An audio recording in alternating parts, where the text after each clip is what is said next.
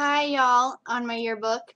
Um, I am doing the worst meeting someone in person that you met online. I had a really bad experience. He seemed like a really, really sweet dude. And he came to pick me up at my house. I know it was very wrong of me to not meet him somewhere to have him have my address. But he picked me up and we were gonna go out to Steak and Shake, and we were gonna go to a haunted house. This was last Octoberish. And well, so he picks me up and he tells me my shorts were too short. Yeah. And for a girl that kind of ticks this off, you don't do the flaws. And my butt wasn't even hanging out. Actually, my parents approved of it, so I didn't think they were that short.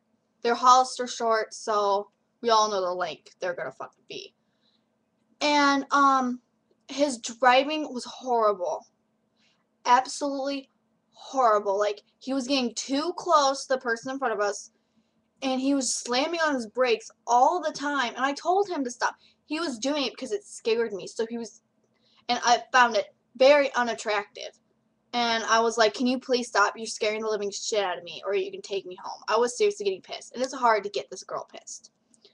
And we get in the Steak and Shake, and he's being a total douchebag. He wasn't even hot. He was way better in photos. Like, when I met him, like, when I first, he walked up to my doorstep, I look in my window, and me and my friends are cracking up. Because this could be a horrible day for me. Because he was nothing like his photos. And he was a total douchebag.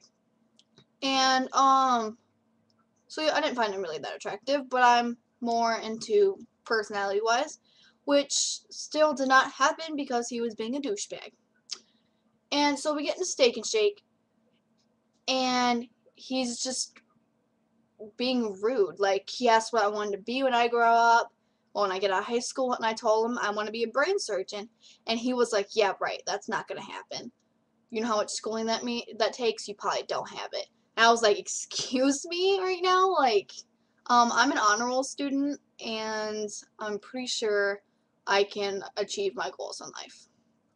And he doesn't even know me well enough to say something like that. And then I asked him, like, what made him think that, I was dumb.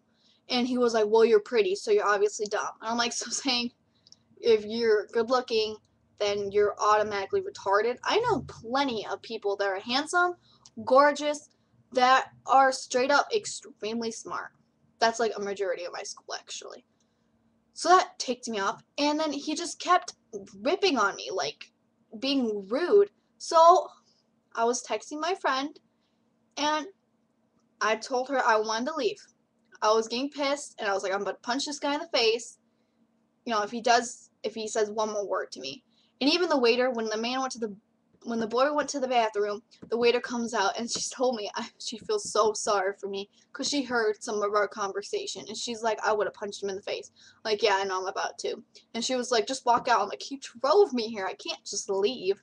Oh my God, did I wish. So I had my friend Megan. I probably should have said her name. But I had her call me crying, saying my dog died, and pretending she was my mom. So, yeah.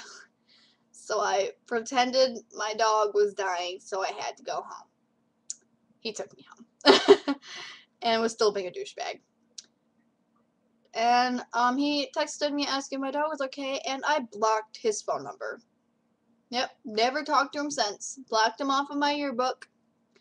He was a total creep, and I kind of learned my lesson about meeting people too soon that I meet on the internet. That's why I do not give my number out unless I've talked to you for about a couple months. I'm very strict. So yeah, that's my story. I know it's funny and it's embarrassing, and it was very mean of me to do, but it's already happened, it's over and done with. So yeah, hope you enjoyed my story. If you stuck around to the whole thing. Well, have a nice day.